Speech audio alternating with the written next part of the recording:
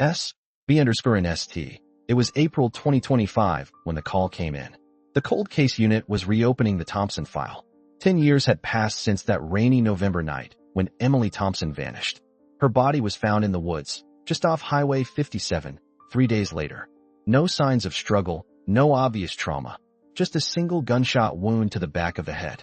The case had gone cold fast. We'd followed every lead, chased every whisper, but the trail had gone dead. Now, some tech in a lab coat had pulled a partial fingerprint off an old evidence bag, and suddenly, it all mattered again. I remember standing in the bullpen when Detective Moretti walked in with the file. He didn't say a word, just slapped it down on my desk and nodded. I knew what that meant. I'd be pulling overtime. The Thompson case had been my first big homicide. I'd been a rookie then, fresh out of the academy, assigned to assist with the investigation. Now here I was, a decade older, a lot more cynical, and about to dive back into a ghost. The first thing I did was pull up the old case photos. Emily's face stared back at me from the screen, young, smiling, alive. It hit me harder than I expected. Time hadn't dulled the edge of that loss. The detectives had already interviewed the usual suspects again. The ex-boyfriend, the neighbors, the guy who'd been seen lurking near her apartment. But this time, they had that fingerprint. A partial, sure, but it was something. It was a thread to pull.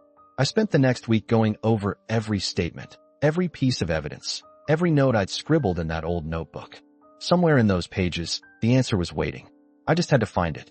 B/inst. S. The call had come in late evening. A domestic disturbance turned violent. By the time we rolled up, the place was quiet, too quiet. The neighbors had called it in, said they heard screaming, then nothing. That's the part that gets you, you know?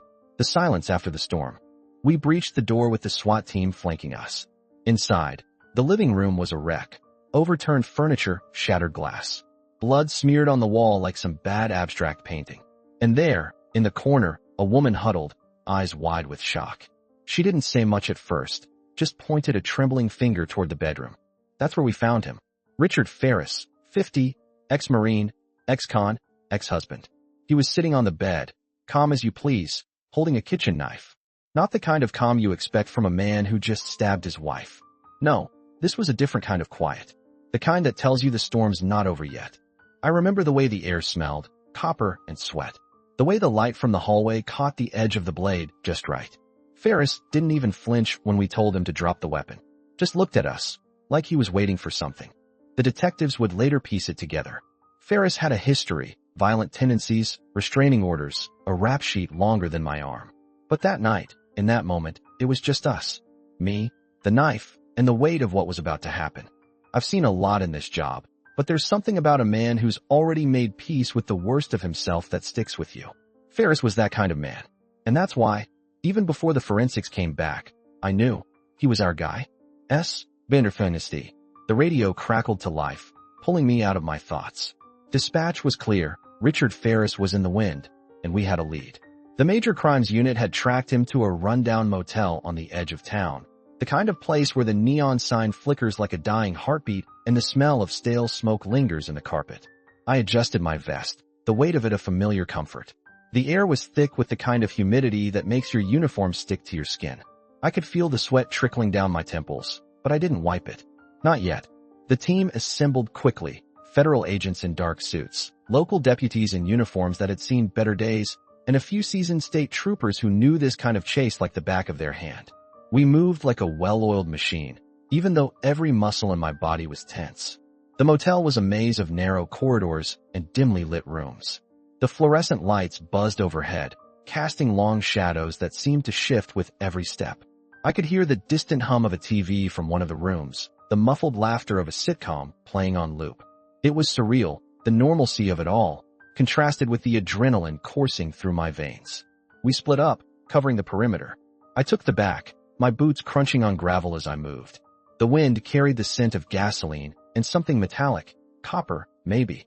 I kept my hand on my weapon ready. The radio hissed again. No sign of him in the rooms. He might have slipped out the back. My grip tightened. Ferris was smart. He wouldn't make this easy. The hunt was on. B/inst. S. It was a typical August afternoon in Boyle Heights, hot, dry, and thick with the smell of car exhaust and simmering tempers. I was on patrol with my partner, Deputy Martinez, when the call came in. a 911 hang-up from an apartment on Soto Street. Not unusual, but the dispatcher mentioned a woman's voice, panicked, before the line went dead. We rolled up to the address, a rundown complex with peeling paint and a broken gate. The air was heavy, the kind that makes your uniform stick to your skin. I could hear the distant hum of a TV through one window, the sharp bark of a dog from another. No signs of life on this floor. We knocked. No answer. Knocked again, louder. Then, the sound of footsteps shuffling inside. The door creaked open just enough to show a man's face, pale, sweating, eyes darting like a rabbit caught in headlights. LAPD, I said, keeping my voice even. We got a call from this address. You mind if we come in and check it out? He hesitated, then stepped back, letting the door swing wide. The place smelled like stale beer and fear. My gut tightened. Something wasn't right. The living room was a mess, couch cushions tossed aside, a coffee table overturned. A woman's purse lay on the floor, its contents spilled out. My hand rested on my holster. Sir, I said, where's the woman who lives here? He swallowed hard, then muttered, she's not here. I exchanged a glance with Martinez. We knew better than to take that at face value. We need to look around, I said.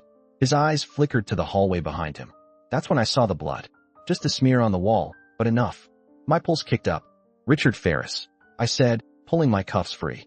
You're under arrest for obstruction and suspicion of. He lunged for the hallway. Martinez tackled him before he could get 2 steps. It was over quick.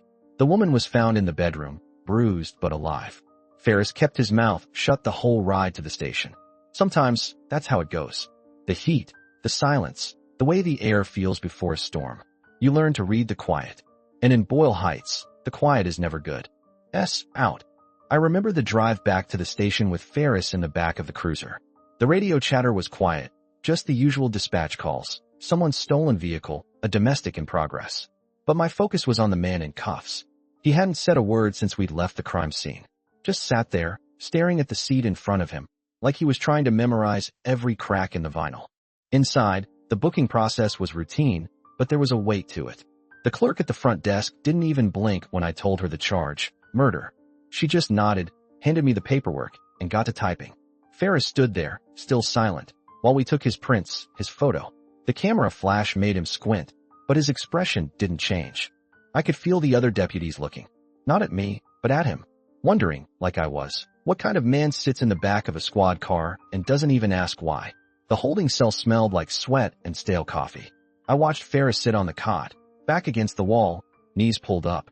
He didn't pace, didn't talk to himself, just waited. Later, the captain pulled me aside. You good? He asked. I nodded. Just another day, I said, but we both knew it wasn't. The air in the station felt heavier, somehow, like the whole place was holding its breath. I didn't sleep that night.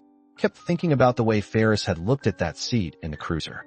Not defiant, not scared, just empty, like he knew exactly what was coming, and he was ready for it. That's the part that stays with you. The quiet ones. The ones who don't fight. They're the ones you can't stop thinking about. The call came in just after midnight. Another tip, another voice trembling with the weight of what they'd seen or heard. The dispatch operator's voice was steady, but I could hear the fatigue in it, the way it rubbed raw after too many nights of the same thing. I picked up the radio, my fingers moving automatically, the words coming out smooth and practiced. Asterisk, Deputy Davis here. What do we have? Asterisk. The voice on the other end was a local man, a mechanic down on Maple Street. He'd been out for a smoke when he'd seen a familiar car parked near the old mill. The same car that had been mentioned in the reports, the same one that belonged to the suspect we'd been chasing for weeks. He'd even jotted down the plate number, his hand shaking as he scribbled it down. I took the information, my mind already racing. This was the break we needed, but I knew better than to get my hopes up. Tips like this came in all the time, most of them dead ends, but sometimes, just sometimes, they led somewhere real. I called it in, my voice low and controlled, but the adrenaline was there, humming under my skin. The sheriff's office issued the appeal, the usual radio spot, the public service announcement. We needed more. We needed the pieces to fit.